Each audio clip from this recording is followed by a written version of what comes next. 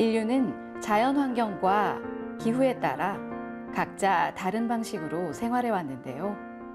의복과 음식, 그리고 주거는 인간 삶의 세 가지 필수 요소로 동일하게 작용해 왔습니다. 우리나라 또한 예외는 아닌데요. 의식주 중 생존과 직결되는 음식. 오늘은 우리 민족의 정서와 문화가 담긴 한식에 대한 이야기 나눠보려고 하는데요. 한명순 조리기능장님 자리에 모셨습니다.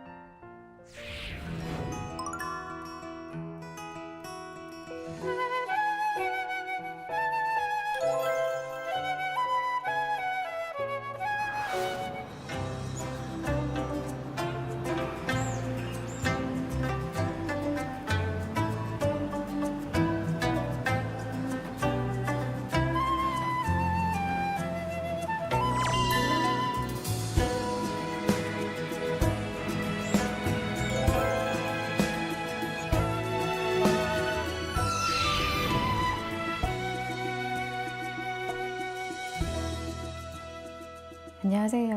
안녕하세요. 네, 반갑습니다. 반갑습니다. 네, 오늘은 다양한 한식 중에서 밥과 반찬을 차리는 반상에 대한 이야기를 나눠볼까 하는데요.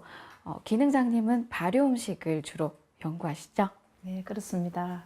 저는 올해 한 30년 정도 발효 음식인 김치와 그다음에 간장, 된장, 고추장, 그다음에 젓갈, 그다음에 식초 이런 걸 위시하여 다른 이외의 향토 음식, 네.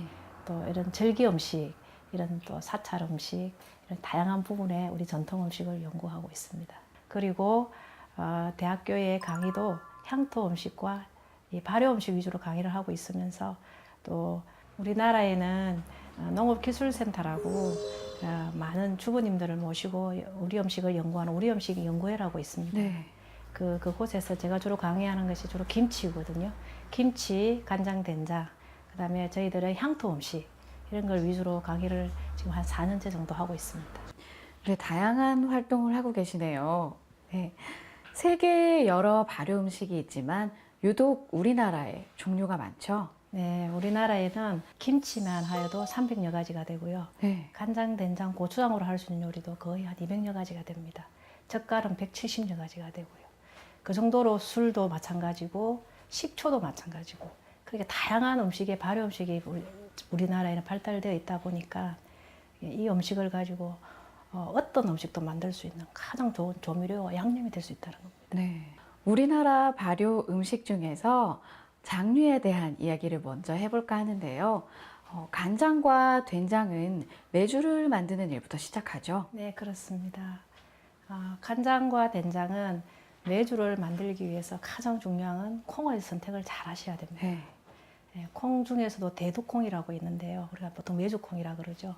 그 콩을 하루 정도 24시간 불리셔야 됩니다. 불리신 다음에 그 다음날 콩을 굉장히 푹 삶으셔야 되는데 네. 그 콩 삶는 일부터 굉장히 잘 하셔야 되거든요. 콩은 붉은색이 날 정도로 이렇게 가마솥에서 푹 구우셔야 됩니다. 그러고 난 다음에 자루에 넣고 그거를 남자분들이나 힘이 있는 분들이 올라와서 옛날부터 밟기 시작한 거죠. 네. 밟아서 많이 으깨셔야 됩니다. 왜 많이 으깨야 되느냐면 콩의 입자가 크면 공기가 들어가게 됩니다. 콩에 공기가 들어가지 않게 밀착이 되어서 잡균의 번식을 막기 위해서 많이 발로 밟으셔야 되거든요. 네. 그렇게 해서 둥근 모양이나 네모난 모양으로 메주 모양을 만들게 되죠. 그래서 바닥에다가 볏짚을 깔고 네. 이 모양을 가진 메주를 한 7일 정도 뒤집어 가면서 아래로 뒤집어 가면서 말리셔야 됩니다. 왜 볏짚을 이렇게 바닥에 깔아서 했냐 하면은요. 네. 고초균이라는 단백질 분해 효소가 들어있는 게 볏짚에 많기 때문에 그렇습니다. 그러면 곰팡이도 잘 띄워지고 메주도 굉장히 잘 띄워지기 때문에 우리 선조들의 지혜가 거기서 묻어난 거죠. 그래서 그렇게 말려서서 이걸 어디에 또 다시 발효를 시키냐면 아랫목에 가져가서 28도 정도 되는 아랫목이 따뜻한 곳에 한 8주 정도 곰팡이를 띄우게 됩니다. 그때 생긴 곰팡이가 흰색이나 누르스름한 갈색이 나는 황금색이 나는 메주가 띄워졌을 때는 굉장히 메주가 잘 띄워졌다고 말씀할 수 있고요. 네. 또 약간 검은색이라든지 약간 푸른색의 빛이 돌면은 그 메주는 잘못 띄워서 부패가 되었다라고 말씀할 수 있죠. 메주가 잘못 띄워지면 그 메주는 부패가 일어나서 그거는 버리셔야 되는 거예요. 그래서 메주를 띄워서 그 메주를 담기 일주일 전에 그 메주를 또 햇볕에 바싹 말리셔야 됩니다. 그 말리는 것도 잘 하셔야 되거든요. 네. 겉은 바삭하고 안은 약간 이렇게 너무 딱딱하지 않을 정도의 말랑한 느낌이 됐을 때에 가장 잘 말려진 메주라고 합니다. 덜 말렸을 때는 메주에서 약간 신맛이 날 수도 있고요. 너무 많이 말리게 되면 암모니아 냄새가 날 수도 있어요. 네. 그래서 이 메주가 잘못 띄워서 잘못 말리고 하게 되면 간장의 모든 맛을 다 버리기 때문에 메주를 띄우고 말리는데 굉장히 많은 정성을 쏟았던 겁니다. 이렇게 메주를 띄워서 이 메주를 하루 전날 또 깨끗하게 솔로 씻으셔야 돼요. 네. 곰팡이를 씻어내야 되거든요. 곰팡이를 씻어서 하루 정도 바싹 말리고 그 다음으로 장에 중요한 건 소금입니다. 소금은 토판염이라고 있습니다. 요즘 인터넷에도 판매하고 있는데요. 그 토판염을 구입하시는데 단오날 구입하셔야 가장 좋습니다. 단오날은 요즘으로 말하면은 송화가루가 날릴 그 시점에 구입을 하셔서 독에 넣고 3년을 까실까실하게 말려서 그 간수라 그러죠. 네. 그거를 빼시고 그다음에 물은 요즘에 가장 맛있는 약수 또 깨끗한 정수된 물이면 다 가능합니다. 물과 소금을 만나서 염도를 잘 맞추셔야 되거든요. 네. 염도는 옛날에 염도를 측정하는 방법은 계란에 물을 띄워서 많이 측정을 했습니다. 요즘도 많이 하고 계시는데요. 그렇게 되었다 해서 또 장이 잘 만들어지는 것이 아니고 장독도 살균을 잘 하셔야 되거든요. 네. 장독에도 균이 있다 그러잖아요. 장독을 사가 오시면 그 장독에다가 불을 태워서 한번 살균을 하신 다음에 제가 아까 말씀드린 온나물을 하나 까시고 네. 그 다음에 거기다가 메주를 넣고 측정해 놓은 염도에 물을 부어서 거기에다가 여러 가지 대추, 고추, 숯 등을 잘 띄우셔가지고 그 다음에 그거를 균이 들어가지 않게끔 망을 잘 씌우시고 그 다음에 검줄을 치시고 버선을 하나 이렇게 다는 우리 선조들의 지혜가 있었다 했잖아요. 그런 것까지는 안 하셔도 꼭 벌레가 들어가지 않게 망을 잘 씌우셔야 됩니다. 그렇게 해서 60일을 비가 들어가지 않게 물이 들어가지 않게 잘 보관을 하여서 낮에는 햇빛을 잘 보게 이렇게 뚜껑을 열어서 햇빛을 잘 보게 하시고요. 그 다음에 밤에는 반드시 뚜껑을 닫으셔야 돼요. 그렇게 해서 60일을 잘 바로 숙성을 하셔야 됩니다. 그런 다음에 된장과 즙을 분리하셔서 즙은 간장이 되고요. 그 건더기는 된장이 되겠죠. 그래서 된장은 잘 치대어서 거기다가 뭐를 덮으셔야 되느냐면 콩잎을 덮는 게 참 좋습니다. 콩잎을 덮으면 요즘 말하는 우리가 구더기라 그러죠. 네. 그럼 벌레가 절대 생기지 않습니다. 그래서 잘 덮어서 잘 발효 숙성해 주시고요. 간장은 거기다 다시 숯이나 고추나 이런 걸 다시 띄우셔서 발효를 하셔야 되는데 1년을 숙성을 하셔야 돼요. 1년을 숙성하시면 간장은 첫해 청장이라 그래요. 네. 청장은 음식에 간을 맞추는데 굉장히 좋습니다.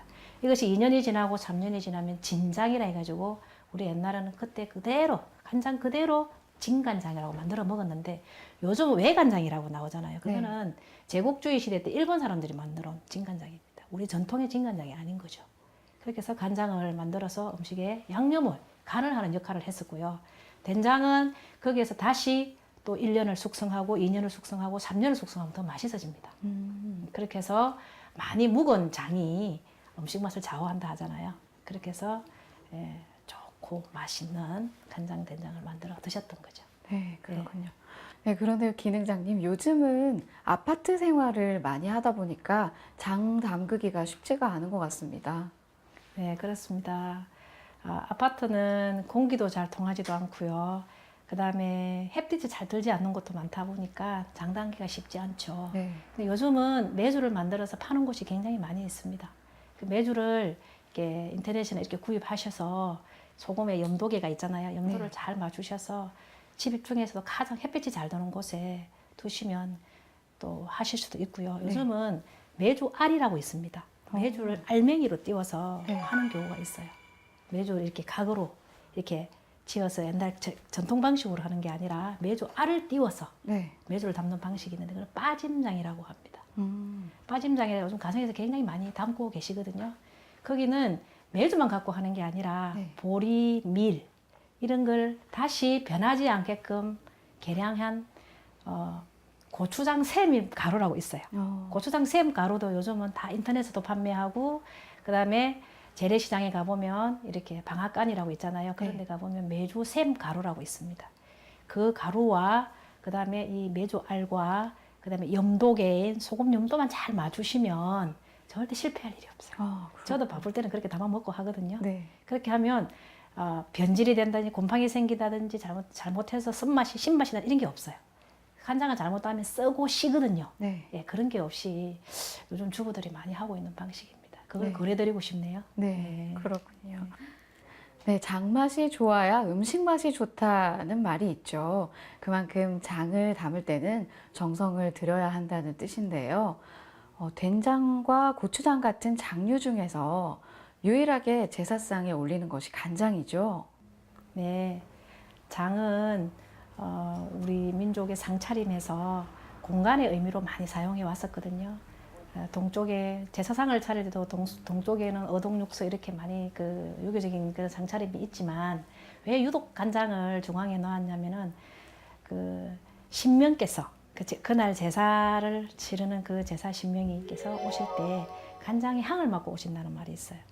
그리고 상차림에서 가장 중앙에 토를 의미하는 그 조화를 의미하는 뜻이기 때문에 항상 중앙에 놓고 모든 음식에 간을 맞추는데, 음식을 먹을 때도 그 간장에 모든 음식에 자기 입에 맞게끔 간장을 맞추면서 먹었던 그런 풍습이 있고요. 그다음에 또 중요한 것은 뭐냐면 조화와 이런 토의 의미도, 중앙에 있는 토의 의미도 있지만 건강한, 그러니까 내 장수의 의미로서 또 그렇게 간장을 중앙에 놓았던 것도 있고요. 그다음에 그 가족의 간장의 맛, 그 가족의 정성을 가늠하는 것도 간장이기 때문에 아무리 가난한 집에도 간장은 중앙에 놓고 간장이 하나라도 그 음식이 반찬이 되었던 겁니다. 예, 그 간장을 갖고 밥도 한 가지라도 밥을 먹을 수 있는 그 정성이 되었기 때문에 중앙에 항상 놓게 되었던 거죠. 상제님 말씀에도 아무리 빈공한 살림이라도 간장은 반드시 올려라 하는 그런 말씀이 있거든요. 네. 그래서 우리 민족은 제사상에 항상 살림이 아무리 빈공하더라도 네. 간장을 올려서 정성을 보였던 것입니다. 네, 그렇군요.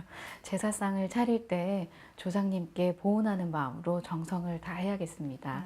네. 발효 음식 중에서 우리 식탁에서 빠질 수 없는 반찬이 있죠. 바로 김치인데요. 지금 계절에는 열무김치가 제격이 아닐까 싶습니다. 오늘 기능장님께서 부드러운 열무로 김치 담는 법 소개해 주신다고요? 네. 열무는 여름 김치로 가장 대표적이죠. 열무를 고르실 때는 옛날에는 우리 조상들은 어떻게 열무를 고르셨냐면 밭고랑에서 네. 밭고랑에서 콩밭에서 키운 열무가 가장 맛있다고 하셨거든요. 요즘 젊은 사람들 그걸 잘 모릅니다. 네. 아무 열무나 사와서 열무김치를 담는데요. 열무는 이렇게 부러뜨려 보시면 이렇게 똑 소리가 날 정도로 수분이 많은 게 있어요. 네. 요즘은 그냥 일산 열무, 울산 열무 이래가지고 뭐 품종을 두 가지로 나누고 있는데 울산 열무에 가까운 것이 열무가 수분이 굉장히 많아요. 그리고 뿌리에는 잔털이 적어야 되고요. 반드시 부러뜨려 보세요. 그러면 줄기에 수분이 많은, 질기지 않는 그 열무 선택을 굉장히 잘 하셔야 됩니다. 그 다음으로 중요한 거는 절이는 방법인데요. 보통 김치는 5대1로 절입니다. 네. 물 5에 소금 1 이렇게 염도를 맞추는데요. 열무는 10대1로 맞추세요. 너무 짜게 절이면 질겨집니다. 네. 10대1로 하셔서 반드시 2시간을 절이셔야 돼요. 2시간을 절인 다음에 물에 헹구시잖아요. 헹구실 때 수돗물을 틀어놓고 헹구게 되면 분내가 굉장히 많이 올라와요. 그래서 물을 대야에 가득 받으셔서 2번 정도 헹구시는데 마지막에 헹굴 때는 반드시 소금물에 헹구셔야 됩니다. 그래야 풋내가 나지 않습니다. 보통 그냥 헹궈 버리시거든요. 네. 네, 그렇게 하시고요. 그 다음에 이제 양념을 하시게 되는데 양념은 보통 일반 김치하고 똑같는데요. 여름쯤이다 보니까 홍고추를 많이 갈아 넣어야 되겠죠. 홍고추를 절대 곱게 가시면 안 돼요. 항상 이게 형태가 보일 정도로 네. 그렇게 갈아 주셔야 되고, 가장 중요한 건 시원한 국물 맛이잖아요. 네. 여름에 담는 김치들은 음의 성질이 많은, 우리 음양이라고 많이 들어보셨죠. 네. 이게 기운이 많은 찬 성질이라 그러죠. 그런 식재료를 사용하는 것이 가장 시원하게 해줍니다. 이게 어떤 거냐면 보리, 네. 또 감자 이런 걸 가지고 밀가루 풀을 쓰지 마시고 보리풀이나 감자풀을 쓰셔야 돼요. 네. 그래야 풋내도 안 나고 쓴맛도 안 나고 굉장히 사이다 같이 톡 쏘는 국물 맛을 낼 수가 있거든요. 이렇게 해서 국물을 잡으시면 돼요. 네. 근데 국물은 물에 끓이지 마시고 정수기 생수를 쓰셔야 돼요. 생수를 쓰시고 꼭 깊은 맛을 내시고 싶으면 다시마 육수를 쓰시는 게 좋지 멸치 육수는 맞지 않습니다. 이렇게 하셔가지고 마늘, 생강 각종 재료를 넣어서 김치를 담게 되는데요. 설탕은 절대 넣으시면 안 돼요. 네. 예, 설탕을 넣지 마시고 요즘은 그린 스위티라고 네. 설탕보다 훨씬 건강을 해롭지 않게 하는 그런 굉장히 좋은 그런 당분의 역할을 하는 조미료가 나왔어요. 네. 그린 스위티라고 있습니다. 그거를 조금 넣으시는지 아니면 매실청을 조금 넣으세요.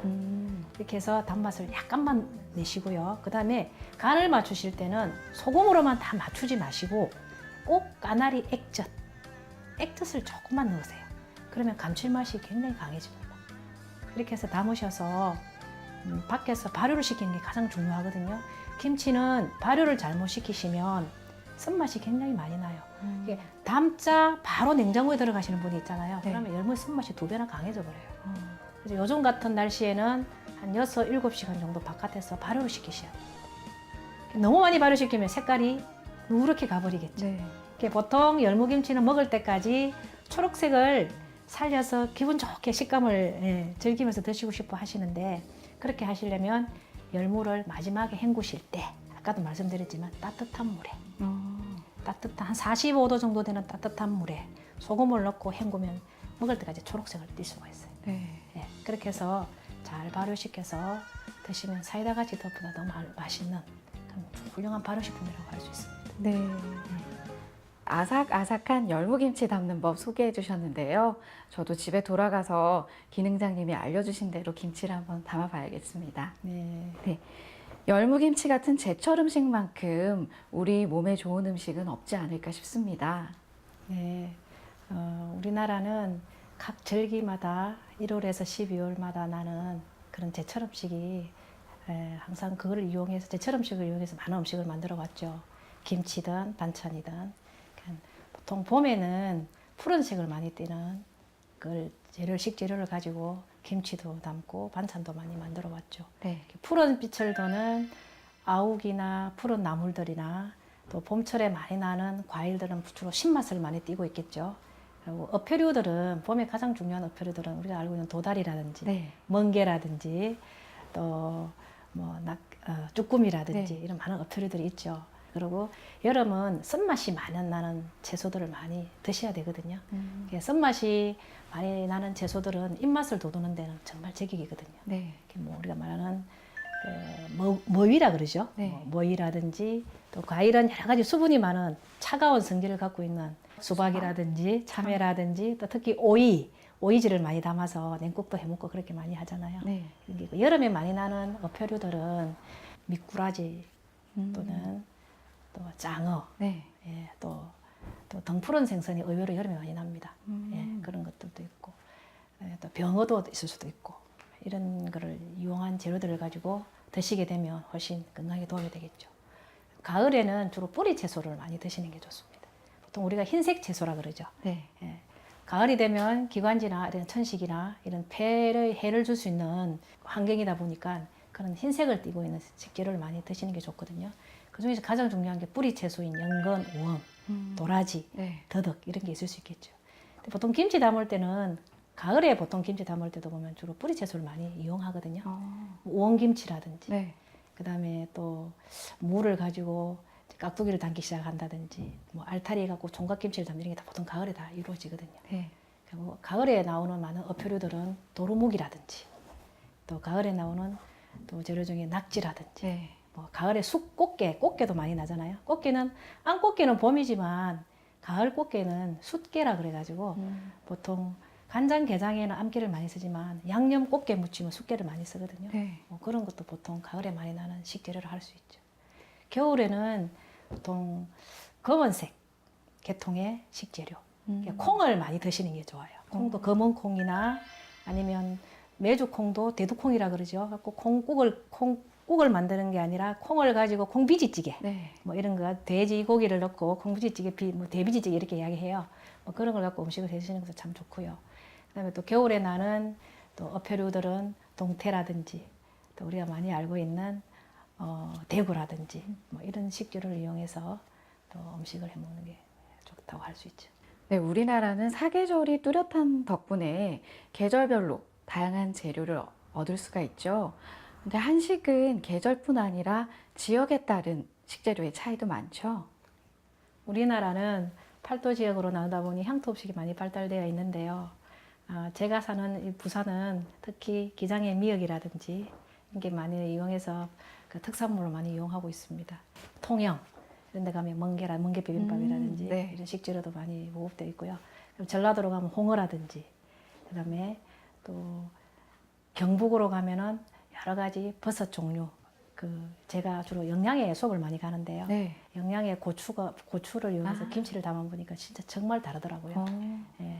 또 의성의 마늘, 네. 의성의 마늘과 제가 의성, 영양, 고령 이 경북 쪽으로 수업을 많이 돌아봤는데 그쪽에서 나는 식재료들 김치를 담으면 확실히 달라요.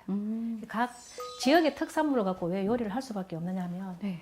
토질이라 이게 하게 다르다 보니까 음식을 해보면 달라요. 음식 맛이 완전히 다릅니다. 네, 지역별 특산물을 소개해 주셨는데요. 그래서 그런지 우리 선조들은 다양한 식재료로 인체의 오장육부를 다스리는 음식을 많이 해 먹었죠. 네, 그렇습니다. 음양의 성질을 가지고 찬 기운, 따뜻한 기운으로 나누며 음식을 많이 조화를 맞춰서 했고요. 그 조화가 깨어지면 병이 오고 조화를 잘 맞춰서 보면 약이 된다 할 정도로 우리 조상들은 음양 오행을 많이 강조해서 음식을 하셨습니다. 오행은 그 맛에 비하면 오미가 되고요. 또 우리 몸속에 들어오면 오장육부에 다 이렇게 질병과 또 병을 치유할 수 있는 그런 약재로도 썼었고요. 그 다음에 오색은 음식의 오색, 오방색이라 그러죠. 네. 오방색은 다 음양의 오행에서 유래한 거죠. 1월은 음양의 기운을 뜻하고요. 목화토금수는 오행의 기운을 뜻하는데 이 오행의 기운인 목화토금수는 음식에 다 배속되어 있습니다. 저희들이 주로 먹는 녹색, 푸른색들은 다 목기운을 가지고 있다고 이야기를 하거든요. 네. 목기운은 우리 몸속에 들어가면 간에 영향을 줍니다. 간에서 흡수하여 이것이 바로 우리 눈과 연결되는, 그래서 옛날부터 초록색을 많이 보면 눈이 좋아진다는 말씀도 하지만 정말로 음식을 푸른색을 많이 보면 간이 왕성해지고 그다음에 눈도 밝아지는 그런 과학적인 원리도 있습니다. 네. 그리고 목기운은 봄 기운하고 연관시키시면 됩니다. 봄에 푸른색을 많이 보시고 푸른 음식을 많이 드시고, 또 음식의 맛으로 봤을 때는, 오미로 봤을 때는 신맛과 연결되어 있다고 생각하시면 돼요. 신맛이 강한 과일도 목기운을 많이 가지고 있어서 간을 좋게 하고 눈을 좋게 하신다고 생각하시면 되고요. 네. 또 그 다음으로 화기운이라 그러잖아요. 화기운은 여름을 많이 상징하는데 여름인 화기운은 선맛과 연관지으시면 돼요. 화기운이 많은 이 음식들은 붉은색을 띠는 음식들이 많습니다. 이런 음식들은 우리 몸속에 들어가면 심장을 좋게 합니다. 심장을 좋게 해서 나중에 이 혀와 연결되는 겁니다. 심장에 열이 많으면 입안에서 혀에서 열이 난다 할 정도로 단내가 난다는 말도 많이 하는 게 다 이유가 있는 거죠. 그 다음에 금기운을 가진 음식들은 가을에 많이 드시게 되는데요. 가을에 많이 나는 금기운들은 폐를 좋게 하는 성분들이 많이 갖고 있죠. 흰색을 많이 드시라 하잖아요. 네. 가을에 드시는 이 흰색 음식들은 뿌리 채소에 많이 있잖아요. 이런 음식들은 우리들의 폐를 좋게 하기 때문에 감기에 걸린다든지 폐질환이 있으신 분들은 뿌리 채소인 흰색을 많이 드시게 되면 폐를 건강하게 하실 수 있는 겁니다. 네. 그다음 마지막으로 숙기운. 숙기운은 검정색. 네. 우리 검정색 음식을 많이 먹으면 머리도 검해지고 오래 장수한다 하시잖아요. 네. 이 검은색인 이 숙기운들은 신장을 좋게 합니다.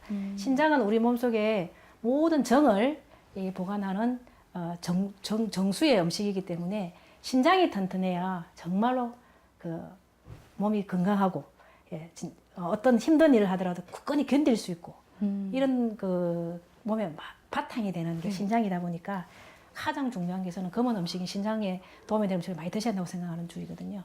그런 검은색인 심장은 우리들의 신장을 좋게 하고 나중에는 뼈까지 연결됩니다. 뼈를 좋게 하는 그런 식품들이 굉장히 많습니다. 그리고 가장 중요한 중앙토. 네. 우리가 사람도 보면 심성도 보면은 토심이 강한 사람들은 모든 수용을 잘하잖아요. 네. 여러 사람 말씀도 다 경청도 잘하고 이런 것처럼 토가 우리 몸속의 중심이 되는데 토는 바로 위장입니다. 위장. 위장인 이 토의 음식들은 황색 기운을 많이 가지고 있는 색깔들. 고구마라든지 또 단호박 이런 또 요즘 말하면 또 당근 네. 이런 황색 색깔을 많이 가지고 있는 것들은 식품들은 위장을 좋게 해줍니다. 위장을 좋게 하면은 우리 오장육부인 모든 뭐 비장까지도 좋게 하는 그런 식품이거든요. 우리 선조들은 옛날부터 이 음양오행의 자연의 법칙에 의해서 오장육부, 그 다음에 음식에는 오색, 그 다음 오방색이라 그러죠. 맛에는 오미, 또 제사상에 올릴 때도 오가를 올렸거든요. 오가. 그 다음에 이런 모든 음양오행에 입각해서 음식을 만들고 했던 지혜가 있었던 겁니다. 네. 그렇군요. 식생활의 중요성에 대해서도 말씀을 해주셨는데요. 요즘 현대인들은 집에서 집밥 한 끼 제대로 먹기가 쉽지가 않습니다. 그 이유가 뭘까요?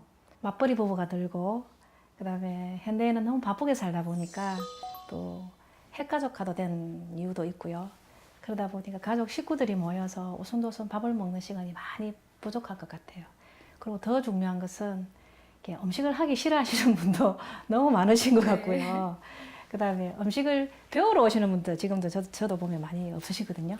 배우시는 것도 그렇고 인터넷이 워낙 발달되어 있다 보니까 이렇게 쉽게 뭐 서양 음식, 이렇게 퓨전식 이런 걸 즐기다 보니까 우리 한식이 너무 복잡하다고 생각하는 거예요.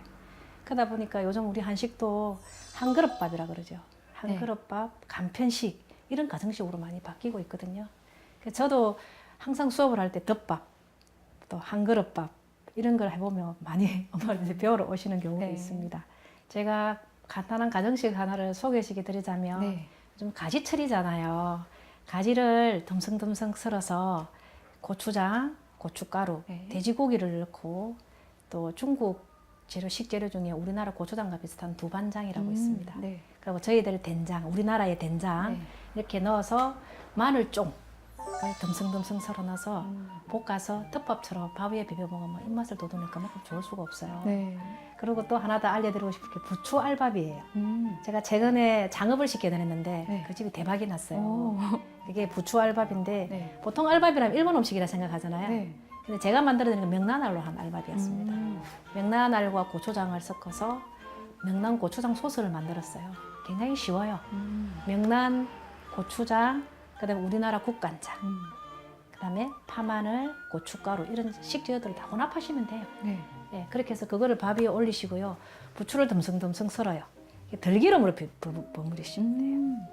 그리고 다른 기타 야채, 뭐 돈나물이라든지 우리 한국집 식재료 여름에 많이 나오는 채소들을 올려서 밥을 비벼 드시면 굉장히 맛있습니다. 의외로. 부추알밥을 소개해드리고 싶네요.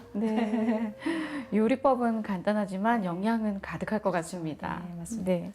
도전을 보면 신비하고 흥미있는 이야기들이 많이 나오죠. 상제님과 성도들은 밥과 채소로 비빔밥을 자주 해 드셨죠? 상제님께서 익산 만중리에 가셔서 남조선 배도수를 보셨는데요.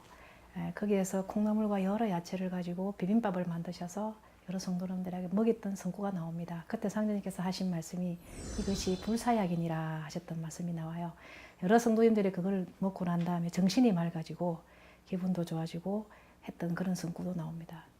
특히 김덕유라는 분은 그날 음식을 상제님께서 비벼 드셨던 비빔밥을 먹고 폐병까지 나았다라는 그런 사례도 있습니다. 그만큼 음식은 여러 음식의 조화를 맞춰서 비벼 먹고 함께 먹는 이 우리 문화의 비빔밥 문화, 이거와 또 여러 가지 야채를 먹으면 그 상제님의 은혜로운 마음이 거기에 담겨져 있어서 화평하고 마음이 화평하고 병도 나을 수 있는 그런 좋은 점이 많이 있다는 걸 증명해주는 성구겠죠. 그렇군요. 요즘은 외국인들이 한국 문화에 주목하는 한류 시대죠. 2018년 해외 한류 실태조사에서 가장 인기 있었던 한류 컨텐츠가 한식이라고요? 네, 그렇습니다. 뭐 K-팝이라든지 여러 가지 우리 한국을 알리는 문화가 많이 알려져 있지만 가장 중요한 K-푸드가 그 중에서도 김치는 오스카상도 받았습니다. 그 정도로 우리 한국의 문화 중에서 이 음식 문화는 가장 아름다운 오방색을 가지고 있고 오미 5가지 맛을 가지고 있는 이런 전 세계 사람들을 만족시킬 수 있는 이런 깊은 그런 고유한 맛 때문에 세계 사람들이 요즘 많이 감동을 하고 있는 거죠. 제가 한 작년에 크로아티아를 가서 네. 대사관 행사를 한 적이 있어요. 그때 외국인들한테 선보였던 음식 중에 가장 제가 만들었던 음식 중에 가장 인기 있었던 게 잡채였거든요. 외국인들이 왜 잡채 이렇게 좋아하나 했더니 네. 거기에는 자기들이 느끼는 그런 한국 음식이 그런 깊은 맛이 있다는 거예요. 그게 너무 감동을 하시더라고요. 그때 제가 대접했던 음식 중에 가장 인기가 많았던 게 잡채였습니다. 지금도 보면 실태를 조사해 보면 그런 상은 굉장히 많이 나타나고 있죠. 네, 그렇군요. 지금까지 우리 음식에 담긴 맛과 멋 그리고 철학에 대한 이야기를 나눠봤는데요. 기능장님 이제 마칠 시간이 다 됐습니다. 마지막으로 하시고 싶은 말씀 있으시면 해주시죠. 네, 저희 한식이 특히 이 발효 음식 또 우리 한식의 그 고유의 이런 문화를 제3 한류 세대들이 이어갔으면 정말 좋겠는데요. 한식을 하고자 하는 젊은 사람들이 너무너무 많이 부족합니다. 그래서 제3 세대가 한국의 전통 문화, 발효 음식을 계속 이어가는 사람들이 많이 나왔으면 좋겠고요. 그리고 외국의 셰프들은 저희 한국 음식에 굉장히 관심을 많이 가지고 있습니다. 특히 장류 문화에. 이런 K-푸드 음식을 더 다양한 스토리텔링을 통해서 외국인들한테 소개하고 한식의 대중화, 한식의 세계화 이런 게 빨리 왔으면 좋겠습니다. 우리 한국 음식의 어원, 네. 그 숨은 그 뜻 이런 거를 더욱더 많이 후학들에게 가르쳐서 그 한국 음식에 대한 깊은 관심과 그다음에 이 한국 음식을 더욱더 알리려고 하는 그런 젊은 요리사들, 셰프들이 많이 나왔으면 너무너무 좋겠습니다. 저도 음식을 지금 한 30년 하고 있지만 정성을 들이고 하게 되면 음식에 조화가 일어나서 맛이 저도 감동할 정도로 많은 사람들이 맛있다 했을 때 너무나 기쁘듯이 그런 정성을 보였을 때 음식 맛은 다릅니다. 제가 그냥 건성건성 의무에 의해서 한다든지 이렇게 뭐 좀 몸이 좀 피곤하다든지 이렇게 음식을 하게 되면 음식 맛이 완전히 달라지거든요. 그래서 한국 음식은 이 손끝의 정성과 마음의 정성과 이 손끝의 맛과 어떤 집중된 나의 열정 이런 게 다 합해지면 한국 음식의 그 깊은 숨은 맛을 더욱더 잘 찾아나갈 것이라고 생각합니다. 네, 원장님 지금까지 소중한 시간 함께 해주셔서 감사드립니다. 네, 감사합니다. 고맙습니다.